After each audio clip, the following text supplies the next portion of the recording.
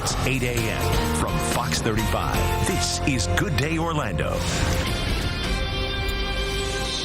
Welcome back, 8:46 right now. All new in our 8 o'clock hour, smartphone apps now being prescribed to patients. Doctors are taking advantage of apps that can help patients manage their medical conditions. The patients use these, right, and then feed the data to the doctors in between checkups. But there are some warnings. Fox 35's Jackie Roscoe explains.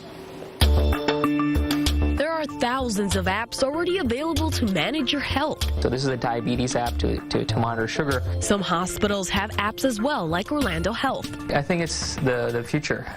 It really is going to change the way we monitor our patients. Dr. Jamin Brahmbhatt with Orlando Health says this is a great way to be integrated into patients' daily routines. Now some doctors want patients to be engaged outside of the clinic, so instead of grabbing the typical pamphlet, they're asking them to download apps and they could track their symptoms. It really changes your ways because you're able to look at all the data and have more qualitative data to look at rather than just what the patient is saying in the office. Just ask David Kaminsky. The app comes up on the iPhone. I press start. He uses 7 apps to monitor his health. I can feel the cuff tightening.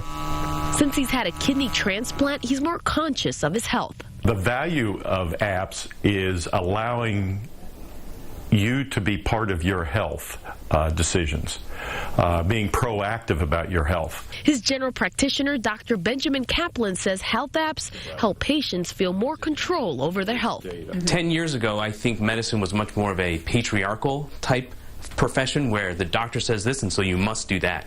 Here, patients are engaged. There's a conversation, there's a dialogue about their health, and I think patients appreciate that. But which apps are the right ones, and how accurate are these doctor-prescribed apps?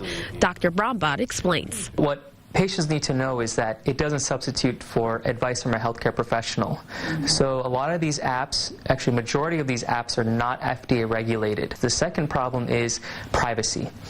So these apps may not be HIPAA compliant. So who's looking at information, who's sharing your information is critical. So while you're scrolling through your phone to find the right app, Dr. Brahmbhatt recommends you try free versions first, do a little research, and be careful what you post.